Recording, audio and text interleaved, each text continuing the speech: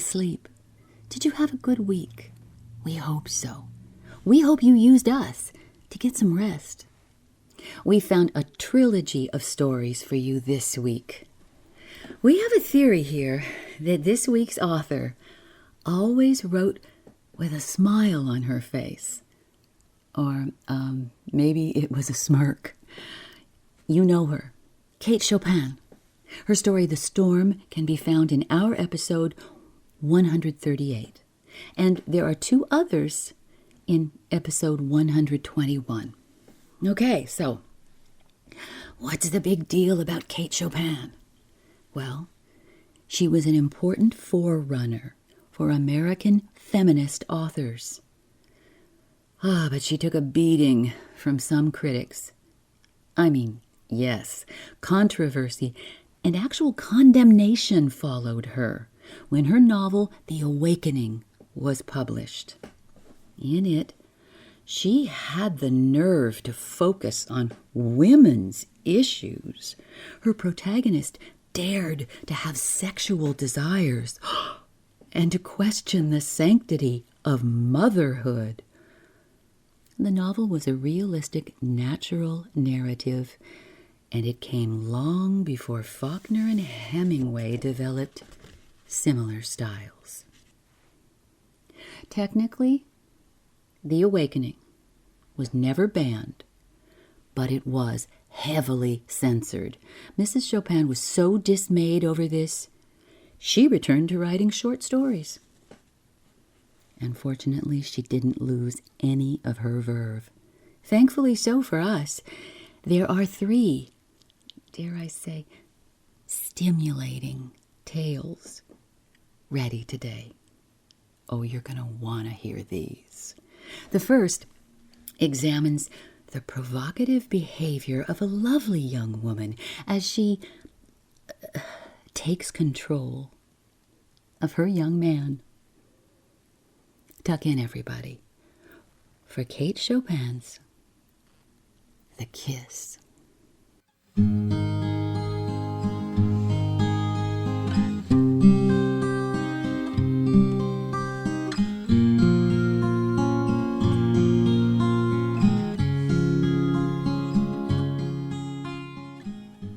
It was still quite light out of doors, but inside, with the curtains drawn and the smoldering fire sending out a dim, uncertain glow, the room was full of deep shadows.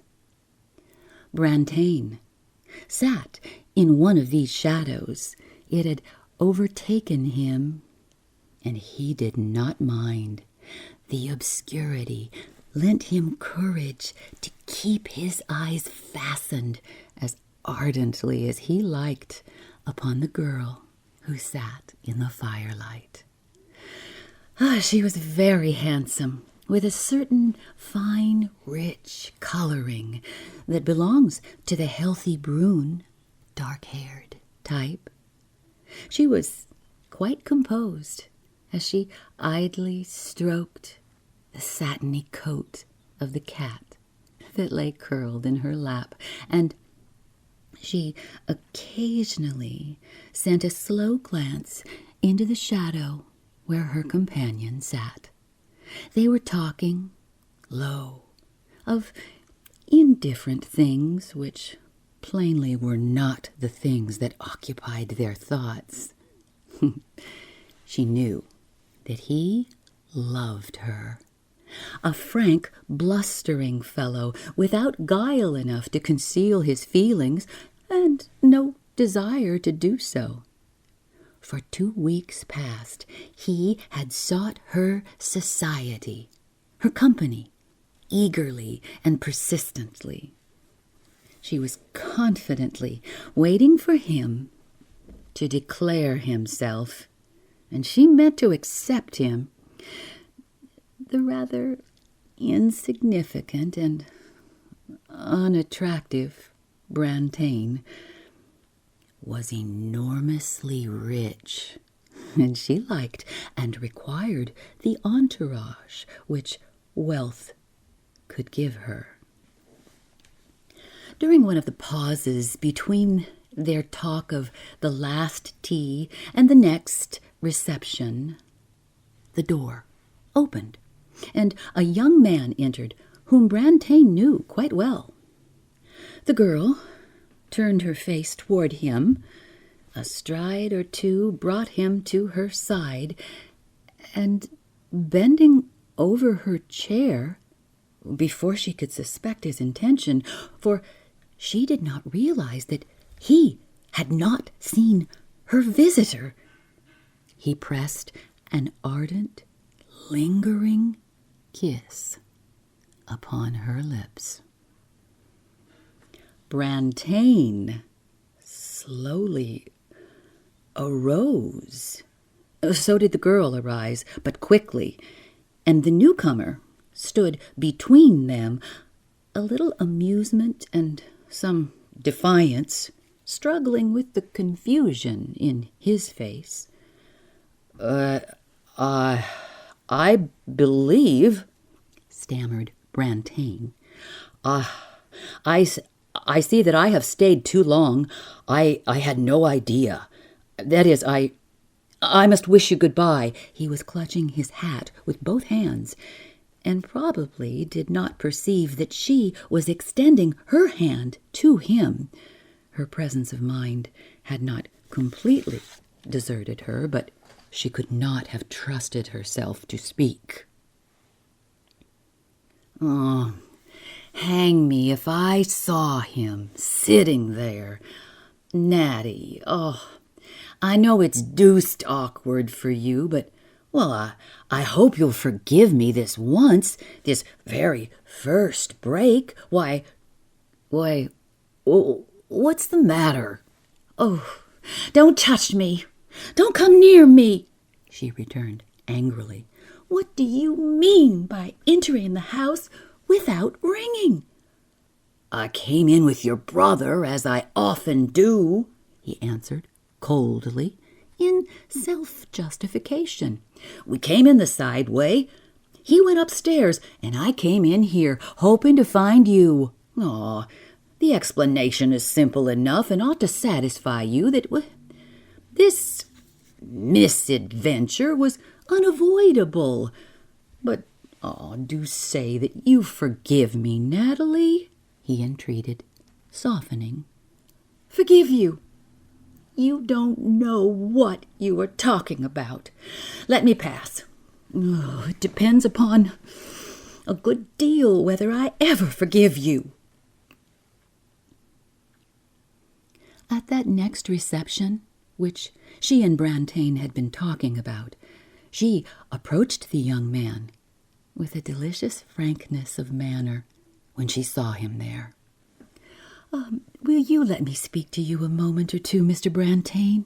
She asked, with an engaging but perturbed smile.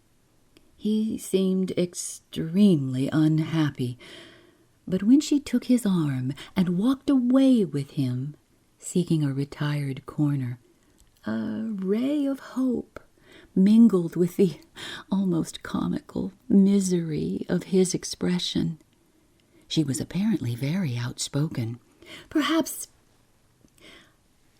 I should not have sought this interview, Mr. Brantain, but I have been very uncomfortable, almost miserable, since that little encounter the other afternoon, when I thought how you might have misinterpreted it and believed things.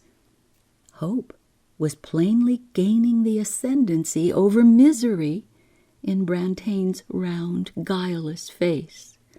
Of course, I know it is nothing to you, but for my own sake, I do want you to understand that Mr. Harvey is an intimate friend of long standing. Why, we have always been like cousins, like brother and sister, I may say.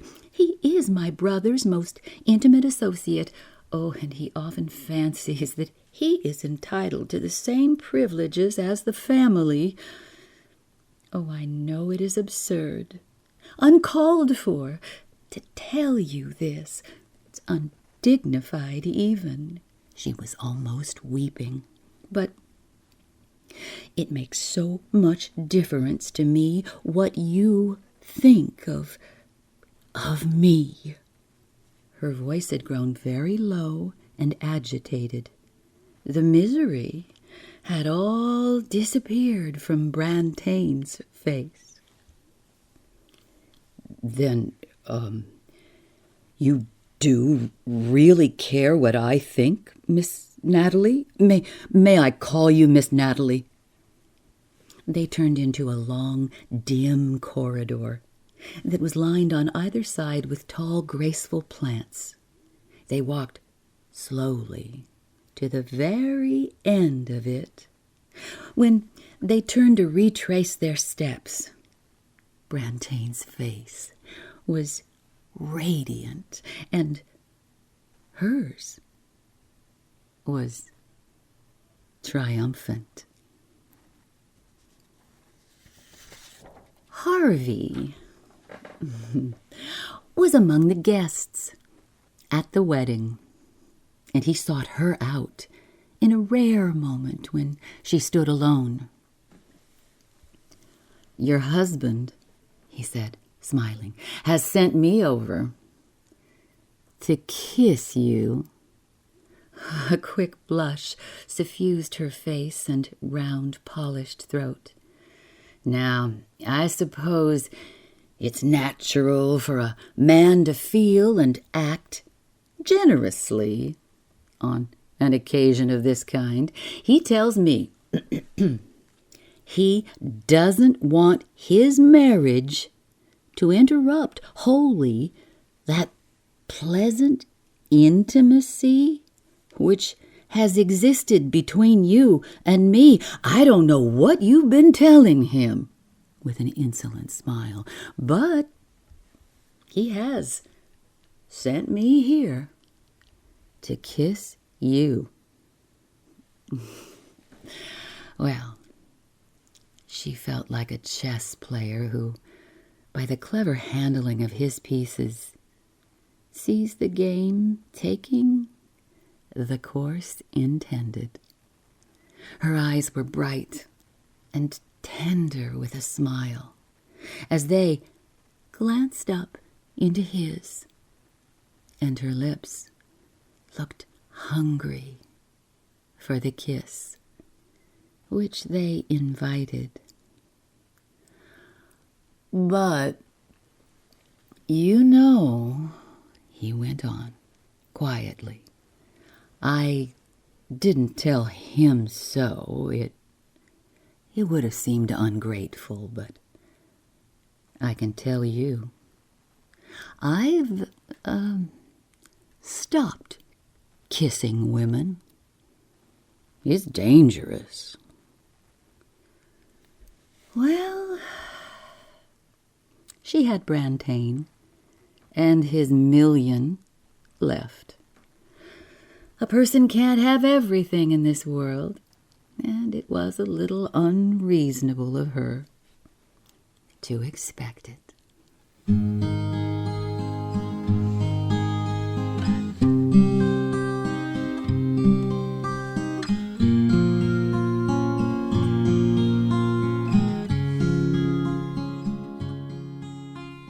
Please stay with us. There are 2 more delicious stories from Kate Chopin right after this.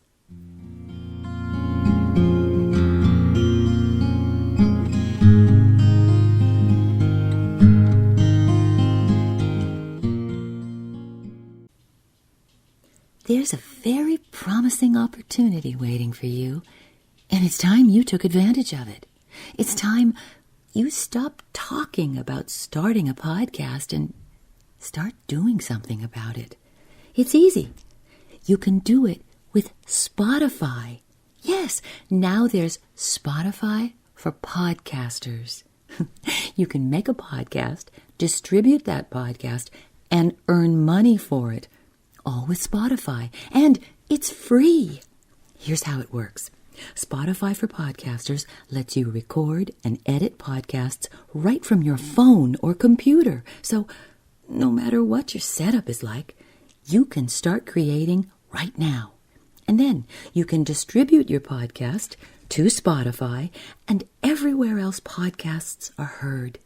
Even video podcasts are available on Spotify. Hey, they've made it easy for me, and it'll be easy for you too. You've got nothing to lose. It really is completely free. Just download the Spotify for Podcasters app or go to www.spotify.com/podcasters. That's www.spotify.com/podcasters. And come on, let's get this whole thing started. I can't wait to listen to you for a change.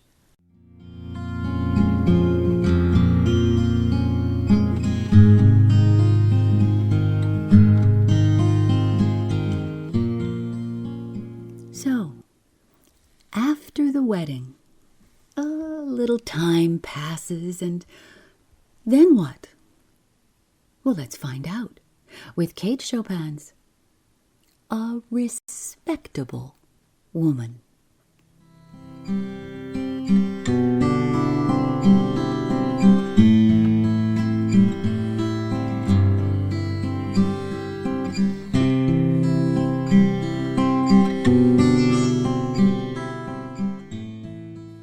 Mrs. Baroda was a little provoked to learn that her husband expected his friend Gouvernail up to spend a week or two on the plantation.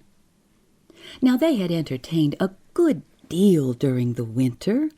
Much of the time had also been passed in New Orleans in various forms of mild dissipation. Drunkenness.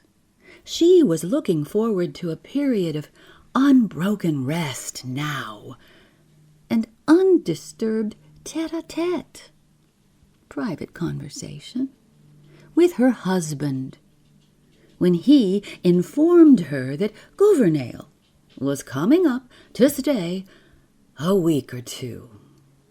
This was a man, well, she had heard much of, but never seen. He had been her husband's college friend, was now a journalist, and in no sense a society man or a man about town, which were perhaps some of the reasons she had never met him.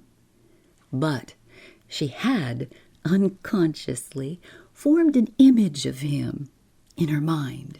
She pictured him tall, slim, cynical, with eyeglasses and his hands in his pockets, and she did not like him. Well, Gouvernail was slim enough, but he wasn't very tall nor very cynical.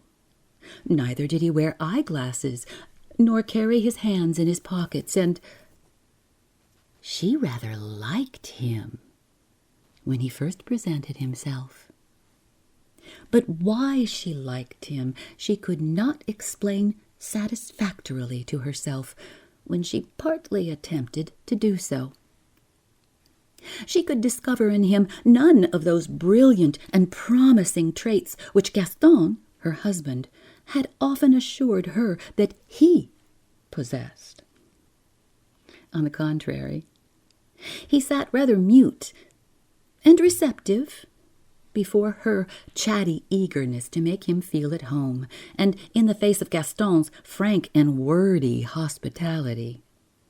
His manner was as courteous toward her as the most exacting woman could require. But he made no direct appeal to her approval or even esteem. Once settled at the plantation, He seemed to like to sit upon the wide portico in the shade of one of the big Corinthian pillars, smoking his cigar lazily and listening attentively to Gaston's experience as a sugar planter. "This is what I call living," he would utter with deep satisfaction as the air that swept across the sugar field caressed him with its warm and scented, velvety touch. It pleased him also to get on familiar terms with the big dogs that came about him, rubbing themselves sociably against his legs. He did not care to fish, and displayed no eagerness to go out and kill grosbecs, little finches, when Gaston proposed doing so. Gouvernail's personality puzzled Mrs. Baroda, but she liked him. Indeed, he was a lovable, inoffensive fellow. After a few days, when she could understand him no better than at first, she gave over being puzzled and remained piqued, irritated. In this mood, she left her husband and her guest, for the most part, alone together. And then finding that Gouvernail took no manner of exception to this action, she imposed her society upon him, accompanying him in his idle strolls to the mill and walks along the Batture, the land along the river. She persistently sought to penetrate that reserve in which he had unconsciously enveloped himself. "When is he going, your friend?" she one day asked her husband. "For my part, he tires me frightfully." "Oh, not for a week yet, dear. I can't understand. He gives you no trouble." "No, I should like him better if he did, if he were more like others, and I had to plan somewhat for his comfort and enjoyment." Gaston took his wife's pretty face between his hands and looked tenderly and laughingly into her troubled eyes. They were making a bit of toilet. They were dressing sociably together in Mrs. Baroda's dressing room. "You are full of surprises, ma belle," he said to her.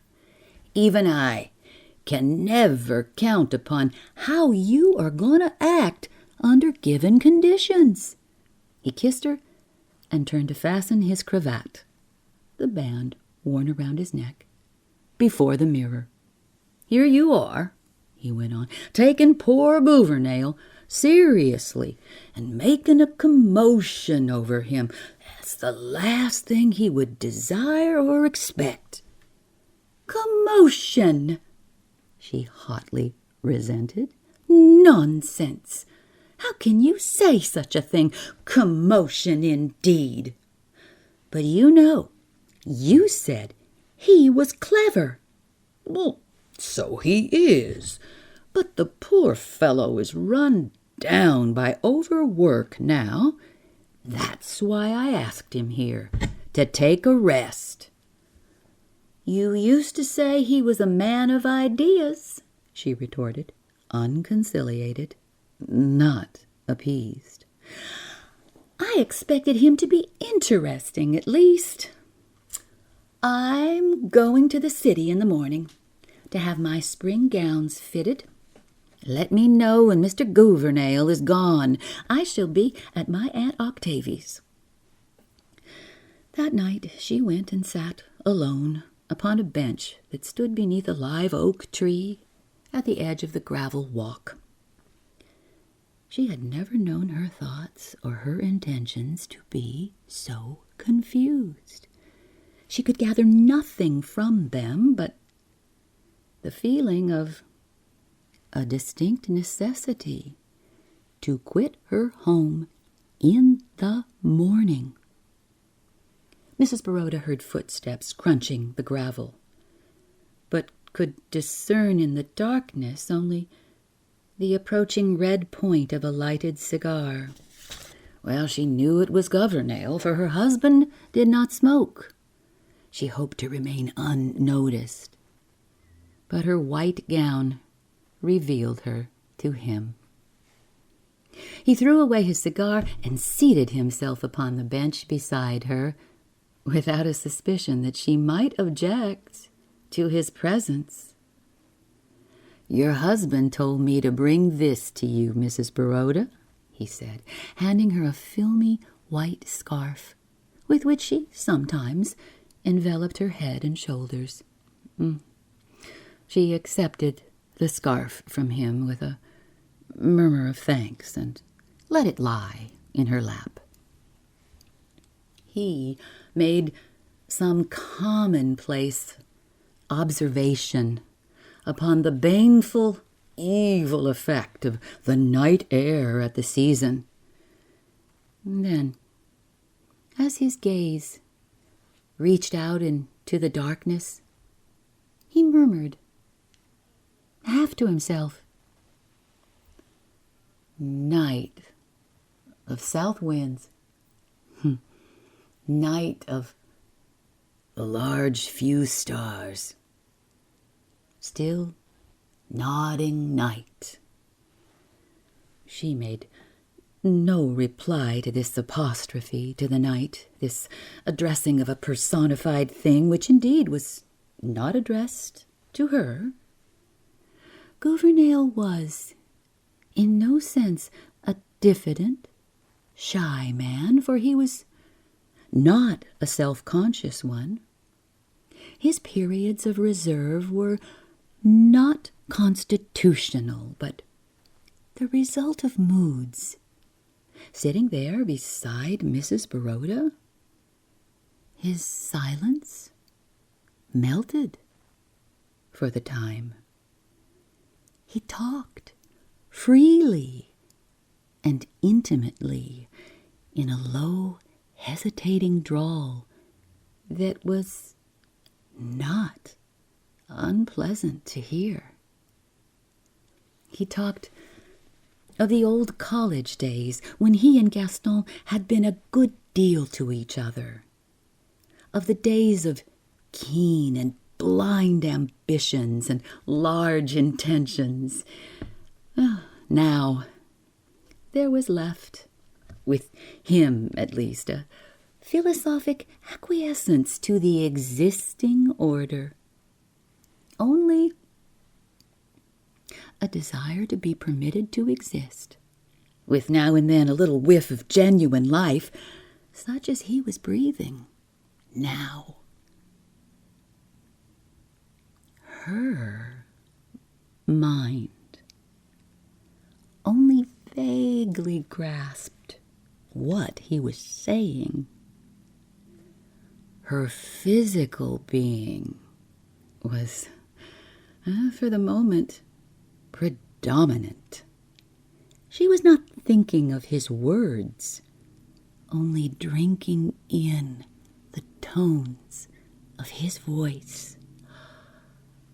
She wanted to reach out her hand in the darkness and touch him with the sensitive tips of her fingers upon the face or the lips. She wanted to draw close to him and whisper against his cheek. She did not care what. As she might have done if she had not been a respectable woman. The stronger the impulse grew to bring herself near him, the further, in fact, did she draw away from him. As soon as she could do so, without an appearance of too great rudeness, she rose and left him there, alone. Before she reached the house, Gouvernail had lighted a fresh cigar and ended his apostrophe to the night. Mrs. Baroda was greatly tempted that night to tell her husband, who was also her friend, of this folly that had seized her. But she did not yield to the temptation. Beside being a respectable woman, she was a very sensible one, and she knew there are some battles in life which a human being must fight alone. When Gaston arose in the morning, his wife had already departed. She had taken an early morning train to the city. She did not return till Gouvernail was gone from under her roof. Well, there was some talk of having him back during the summer that followed. That is, Gaston greatly desired it, but his desire yielded to his wife's strenuous opposition. However, before the year ended, she proposed wholly from herself to have Gouvernail visit them again. Well, her husband was surprised and delighted with the suggestion coming from her. Oh, I am glad, cher ami, to know that you have finally overcome your dislike for him. Truly, he did not deserve it. Oh, she told him laughingly, after pressing a long, tender kiss upon his lips, I have overcome everything. You will see. This time, I shall be very nice to him.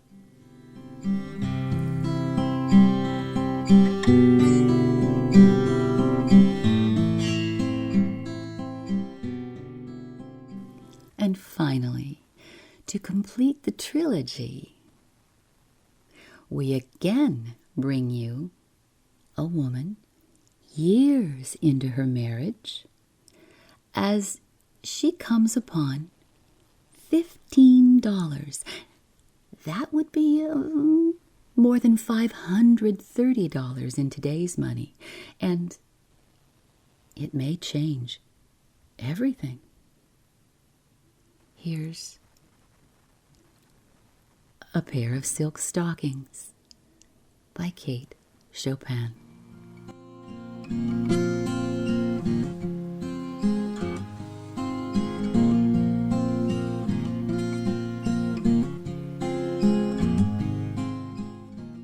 Little Mrs. Summers one day found herself the unexpected possessor of $15. Oh, it seemed to her a very large amount of money, and the way in which it stuffed and bulged her worn old porte-monnaie, small pocketbook. It gave her a feeling of importance such as she had not enjoyed for years. The question of investment was one that occupied her greatly. For a day or two, she walked about, apparently in a dreamy state, but really absorbed in speculation and calculation. She did not wish to act hastily, to do anything she might afterward regret.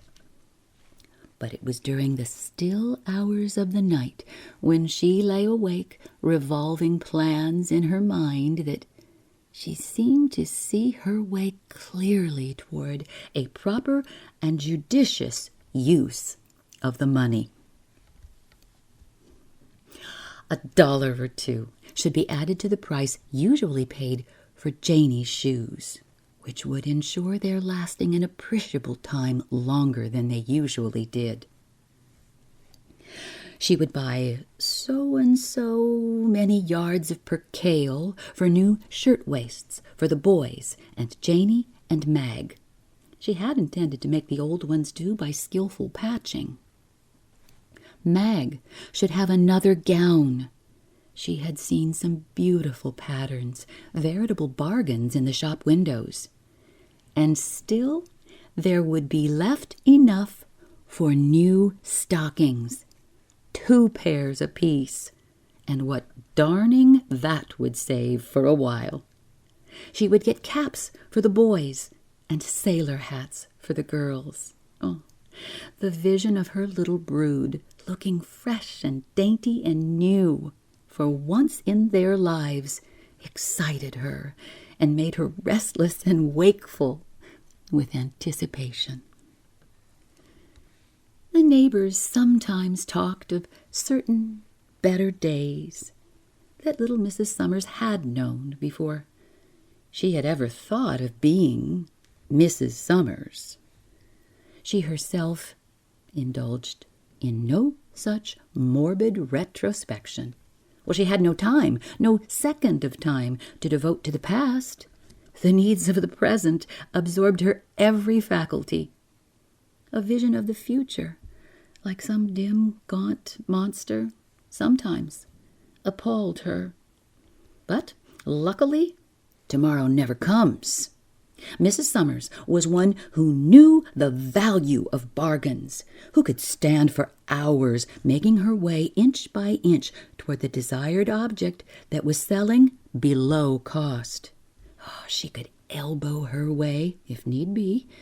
She had learned to clutch a piece of goods and hold it and stick to it with persistence and determination till her turn came to be served, no matter when it came. But that day,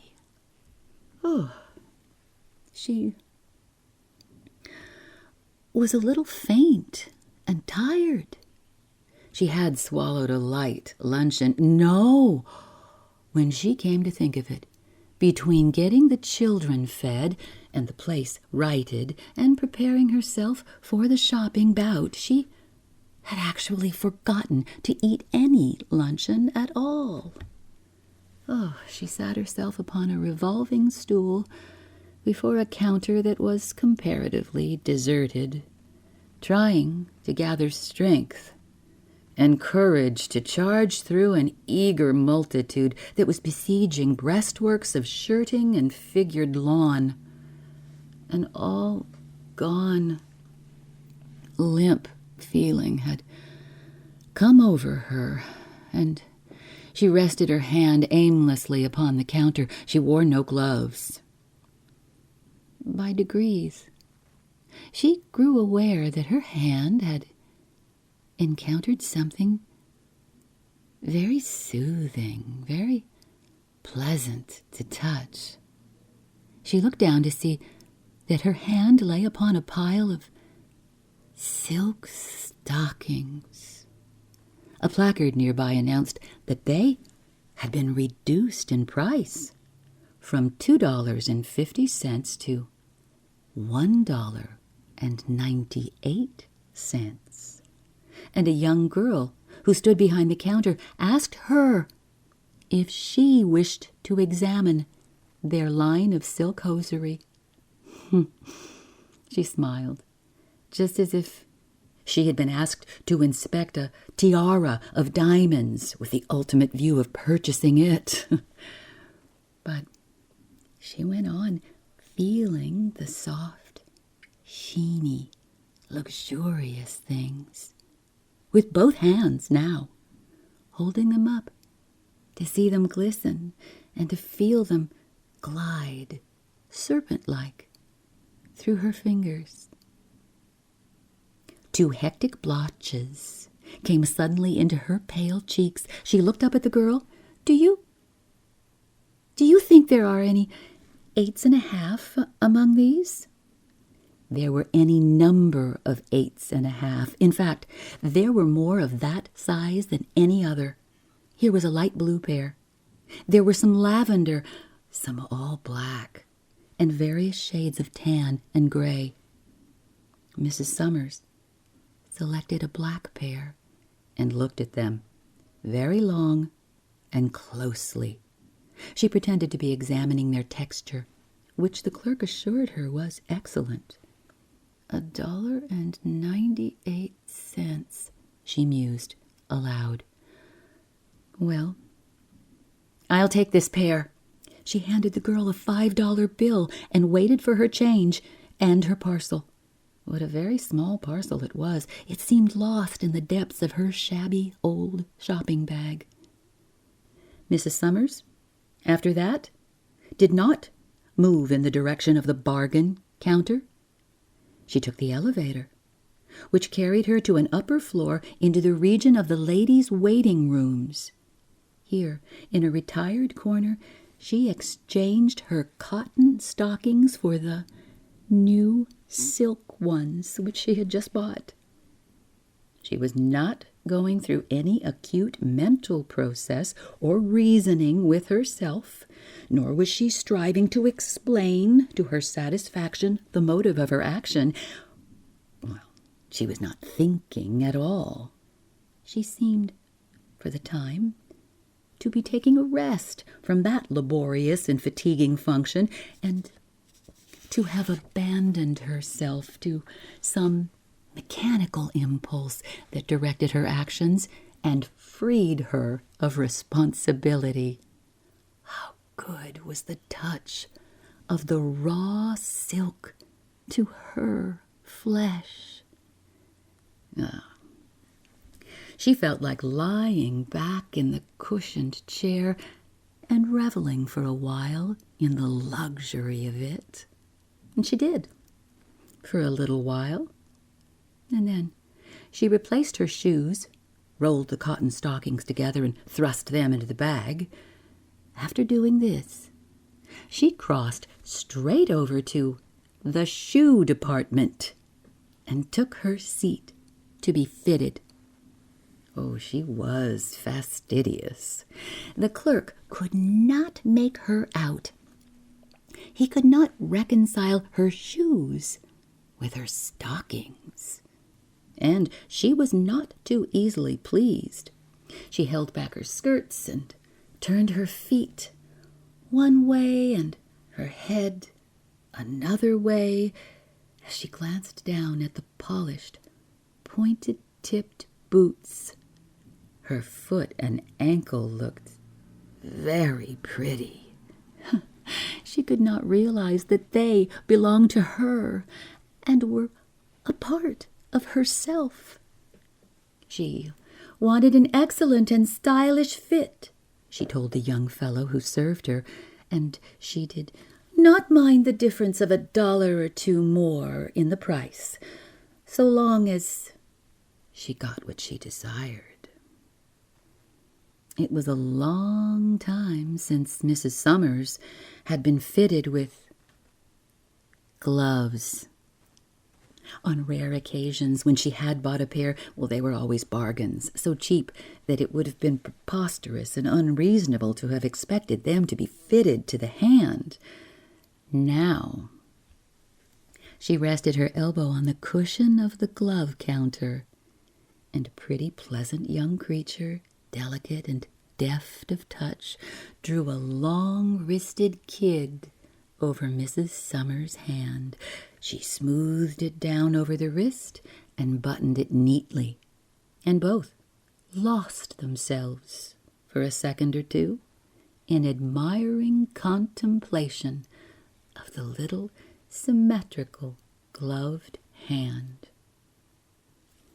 But there were other places where money might be spent. There were books and magazines piled up in the window of a stall a few paces down the street. Mrs. Summers bought 2 high-priced magazines, such as she had been accustomed to read in the days when she had been accustomed to other pleasant things. She carried them without wrapping. As well as she could, she lifted her skirts at the crossings.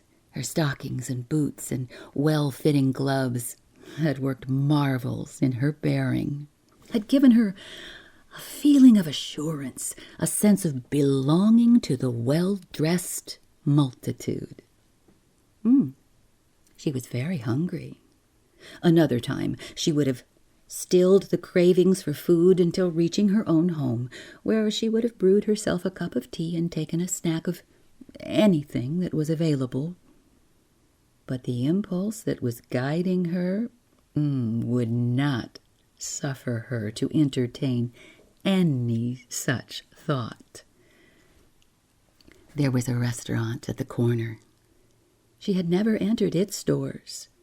From the outside, she had sometimes caught glimpses of spotless damask and shining crystal, and soft-stepping waiters serving people of fashion. When she entered, her appearance created no surprise, no consternation, as she had half feared it might. She seated herself at a small table alone, and an attentive waiter at once approached to take her order. She did not want a profusion. She craved a nice and tasty bite, a half-dozen blue points, a plump chop with cress, something sweet, a creme frappée, for instance, a glass of Rhine wine, and after all, a small cup of black coffee. While waiting to be served, she removed her gloves very leisurely and laid them beside her. Then she picked up a magazine and glanced through it, cutting the pages with a blunt edge of her knife. It was all very agreeable. The damask was even more spotless than it had seemed through the window, and the crystal more sparkling. There were quiet ladies and gentlemen who did not notice her lunching at the small tables like her own. A soft, pleasing strain of music could be heard, and a gentle breeze was blowing through the window. She tasted a bite, and she read a word or two, and she sipped the amber wine and wiggled her toes in the silk stockings. The price of it made no difference. She counted the money out to the waiter and left an extra coin on his tray, whereupon he bowed before her as before a princess of royal blood. There was still money in her purse, and her next temptation presented itself in the shape of a matinee poster. It was a little later when she entered the theater. The play had begun, and the house seemed to her to be packed, but there were vacant seats here and there, and into one of them she was ushered, between brilliantly dressed women who had gone there to kill time and eat candy and display their gaudy attire. It is safe to say there were many others who were there solely for the play and the acting, but there was no one present who bore quite the attitude which Mrs. Summers did to her surroundings. She gathered in the whole, stage and players and people, in one wide impression, and absorbed it and enjoyed it. She laughed at the comedy and wept. She and the gaudy woman next to her wept over the tragedy, and they talked a little together over it, and the gaudy woman wiped her eyes and sniffled on a tiny square of filmy perfumed lace, and passed little Mrs. Summers her box of candy. The play was over. The music ceased. The crowd filed out. It was like a dream ended. People scattered in all directions. Mrs. Summers went to the corner and waited for the cable car. A man with keen eyes, who sat opposite to her, seemed to like the study of her small, pale face. It puzzled him to decipher what he saw there. In truth, he saw nothing, unless he were wizard enough to detect a poignant wish, a powerful longing that the cable car would never stop anywhere, but go on and on with her forever. Good night.